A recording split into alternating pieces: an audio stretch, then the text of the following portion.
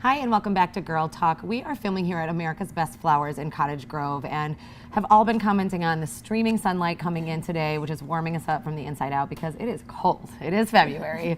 Anyhow, we're going to talk with those folks in a little while, but I'm very, very excited and pleased and inspired always to be sitting next to Miss Laura Gallagher. Hi, Laura. How are you? Hi. Good to see you again. Good to see you. It's always so fun and so powerful to have you on the show, so thank you for joining us. I'm going to jump right in. So Laura is the owner, president, founder, everything that makes the creative company in Madison the creative company.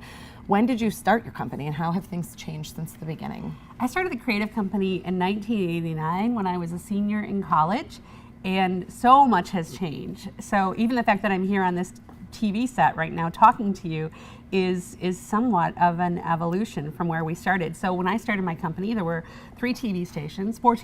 Fox had just come into the market, and they were about to introduce another newscast.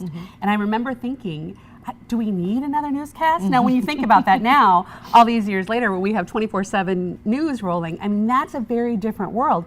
And there were very few choices. So the media really told the world what was going on to a certain extent, reported what was happening, and as a marketer, you had very few choices, and in some ways that worked. So we could actually roadblock and buy all the stations at the exact same time, for example, and reach everyone who was watching everyone in southern Wisconsin. It was incredible.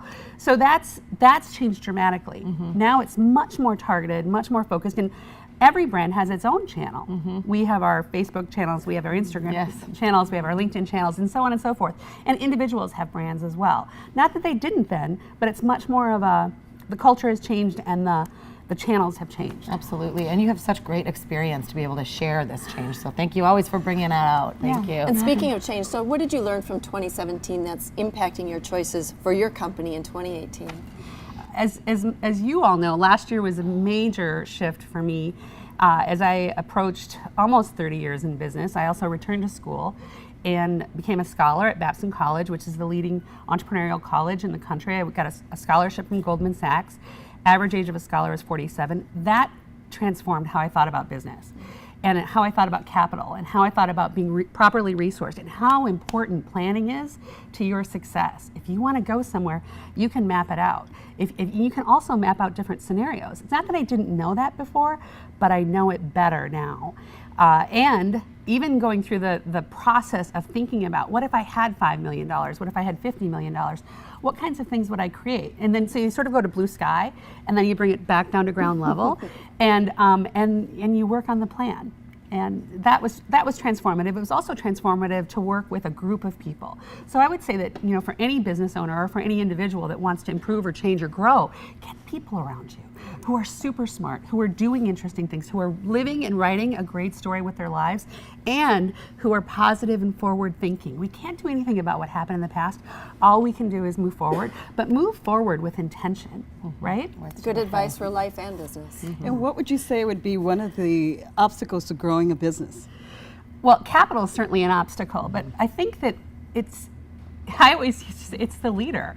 Like, we're in our own way. I think people are excited to get on a train that's moving and going somewhere, but we have to make sure that we're setting the course, we're setting the pace.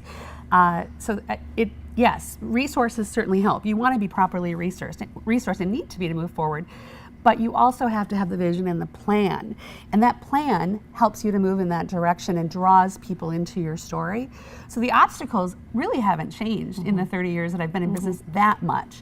Women are still not getting as much capital. Women are still not, still have it's just more challenging. Lag behind. Yeah, we do, but the opportunities are there for those who dare. We need to also be brave and move forward. What are the proper channels, the most effective channels that you'll find? We're running out of time, but just a minute to speak to that. What would you find the most effective advice to give a business owner or someone to start a business to promote? Being a good leader, promote.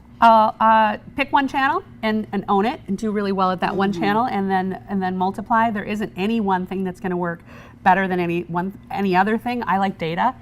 So I like to see what happens with social and web and the lead generation that we can create from that, and just tweaking and changing and trying new things. So be brave, experiment, fail often, and then move towards your ultimate goal. I love how you always embrace the failure and the pick yourself up and do it again and be brave. I mean, I just love that about you and about your company. Always learning so much from Laura. Thank you so much for being here. Again, this is Laura Gallagher from the Creative.